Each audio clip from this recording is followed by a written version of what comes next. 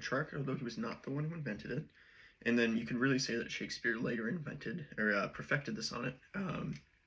He wrote, I forget how many sonnets exactly, but basically any complete Shakespeare, work, you could have like the big book.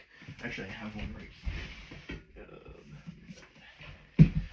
We'll have a whole section on sonnets. Mine is in the back here, it's kind of falling apart, but so Shakespeare wrote a whole bunch of sonnets, very important, but really, what is a sonnet? So a sonnet is a poem, obviously, because we're talking about poetry, and like any form of poetry, there's going to be a lot of kind of play with the specific form, but in general, you could say that a sonnet has 14 lines, is written in iambic pentameter, and has something called a volta. So again, 14 lines, and iambic pentameter is a little misleading because many poets have written 15-line sonnets, 16-line sonnets. I mean, you can really write a poem, and if it's like similar enough to a sonnet, you can just call it a sonnet, because that's just how poetry works. And a lot of times, a lot of sonnet forms end in a rhyming couplet. They also have various rhyme schemes that we'll discuss a little bit later. But really, another signpost aspect of the sonnet is the volta. And so the volta, to understand simply, is, for the majority of the poem will lead you down one path of thinking. Maybe it's going to be really positive, and then when the volta is going to be the point where it flips and it becomes negative. And it could be vice versa. It could be about any breadth of things that are just like opposites, and it's a really interesting part of the sonnet because it's like a little bit of a comparison that the sonnet does for you. Another important note on sonnets is I feel like a lot of times when you say sonnet to someone, and maybe Shakespeare's to blame for this, but people feel like sonnets have to be about love, and that's just not true. Sonnets can be about anything, just like any form of poetry can be really about anything. And as I've kind of mentioned before, there's a lot of forms of sonnets. We're going to talk about three main ones today. I'm going to show you the rhyme schemes, and we're going to talk a little bit about it. But we're going to talk about the Petrarchan, the Shakespearean, and the Spenserian. Petrarchan is also sometimes called the Italian. And there's another interesting one that I just wanted to mention because it's historically relevant, because Dante uses it in his Divine Comedy. And that's called the terza rima. And it's notable because it's different. It focuses on 3 lines, 3-line rhyme schemes. And Percy Shelley and Robert Frost use this. Robert Frost in a lot of their poems, and they use it very effectively. So now we're going to jump into looking at some rhyme schemes, and then we're going to jump into looking at a sonnet. So I'll see you all in 1 second. Okay, so here I have a little canvas, because that's all I have to write on, with some forms written out. So we can see we have the Petrarchan form, which could be / Italian. So I'll write in Italian. Italian. And we can see rhyme scheme here, A, B, B, A, B, B, A, C, D, E, C, D, E. So we're kind of ending in these tercets. And then we're going to see that with our other two here, Shakespearean and Spenserian, that they're going to end in rhyming couplets. So we see a rhyming couplet here, and a rhyming couplet here. And then Shakespearean is going to differ pretty dramatically from Spenserian, I would say, where we have A, B, and then like a hard cutoff in the rhyme scheme, and we have C, D, E, F. So we can see that each quatrain is going to be kind of split up in rhyme scheme specific. And then we're going to look at our Spenserian, A, B, C, C, D. So we can kind of see how each quatrain is going to be related to one another. And so just to kind of help you remember this, if you're wanting to really quickly, if you're at a bar with your friends and, the sonnets come out and they're like, oh, what form is this? I would look right at the end first, because these are the 3 main ones that I feel like you would see in most popular poetry. I would look at the end first. If you see a rhyming couplet, you're probably dealing with a Shakespearean or a Spenserian sonnet. If you don't, you're probably Italian or Petrarchan. And then you just have to look at your quatrains and see if they kind of build on one another. Okay, so now that we understand briefly, I want to mention a quick thing on the volta. So the volta in a Petrarchan sonnet would probably be here. the Volta and Shakespearean sonnet, he's known for the floating sonnet, but a lot of the times it'd be here, and we'd see the same thing as well. Yeah, Spenserian sonnet. But now let's jump into a whole sonnet, and we'll look together at some things about whole sonnets. So here, I wrote out on a much larger canvas. Apologies for my chicken scratch. Yeah, so this is a sonnet I wrote for class. And I feel like what a better example to go through a sonnet than something I wrote, because I know it better than everyone else. So I'll read it through, and then we can kind of get into it together. So 100 yards high, cling to the wall. Do not look down, that only makes it worse. My thoughts are loud, calculating, don't fall. Cold sweat soaks through my clothes, each breath is coarse.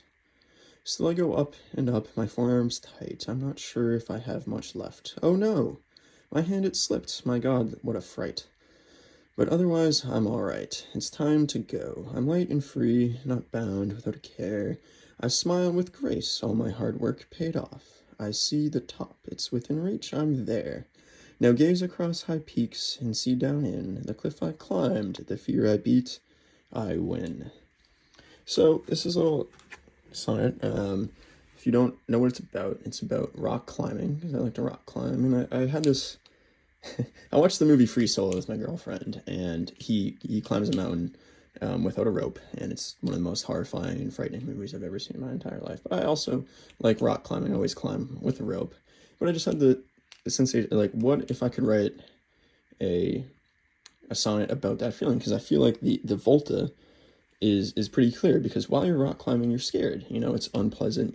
It's not unpleasant, but it's frightening. You're high up off the ground, and, you know, but you still do have that sensation of being light and free. So if we see here, this is where my Volta is. Right at the beginning of line, what is this? 1, 2, 3, 4, 5, 6, 7, 8, 9. Yeah, so this is line 9. And then we have our last, this is line 10, actually. It comes after line 9. So our Volta is right here. And we can see the difference, I think, pretty clearly. Sorry, I'm just having messy handwriting at the moment. But that's our Volta. So we can see that our narrator here, don't look down, that only makes it worse. We're scared. My thoughts are loud. Calculating, don't fall. So our character is thinking about falling. Cold sweat. Cold sweat is an unpleasant feeling. And each breath is coarse. You know, the breath's coming out. You're scared. Still go up and up. My forearms tight. We're stressed. I'm not sure how much I have left. Not sure. Uncertain. Much left, like left in the tank. Oh no. Obvious. Negative feeling. My hand it slipped. That's scary. My God, that's a scary phrase. Literally give you the word fright, but otherwise I'm all right. It's time to go. So we could also say that the Volta is right here. I don't think, you know, I wrote it with the intention of it being right here, but I think there could be an argument for, but otherwise I'm all right. It's time to go. But here we can see clearly that the character is now feeling light and free, not bound, without a care. So now we're not stressed anymore. Smile with grace. Smile with grace. Grace is obviously a positive word. Hard work paid off. See the top. And you can kind of see the idea. We see a very obvious flip in emotion. And now let's try and look into what sort of form I put together here. And so I'm going to take my own advice, and I'm going to start with the end. And so we can see that this is a rhyming couplet. Now we don't know if this is necessarily like EE or GG, like a Spenserian or a Shakespearean, but we know we're going to deal with one or the other here. And so now all we really have to do is just go through and figure out our rhyme scheme. So we'll put A here, wall, fall, so it's AA, worse, course, so we know it's BB. And then this is where really we're going to figure this out. So we see that tight does not rhyme with, obviously, any of these words. So we're going to say this is C, D, D, so C. And so we see it's CD, CD, and then we know we pretty much have a good idea that this is going to be a Shakespearean sonnet. And so I hope that this kind of gives you all some clarity on how to go about defining a sonnet. Now you kind of know what a sonnet is. You have some ideas. And you could probably go ahead and write one yourself. A quick note on the meter. I did not do a perfect job of the meter here, but you can kind of, it's not going to open. Let me open another. We can kind of see the meter, and we'll just go through the first line. So 100 yards high, clinging to the wall. What I tried to do when I was writing this is I tried to highlight the words that were going to be most notable to the theme. So we're 100. 100 is not necessarily the important part of this, or hund. Yards, that's important. Cling to the wall. So we're emphasizing the words that matter the most. Do not, that adds to the tone. Look down also adds to the tone. Down, that only, not a great stress, but worse.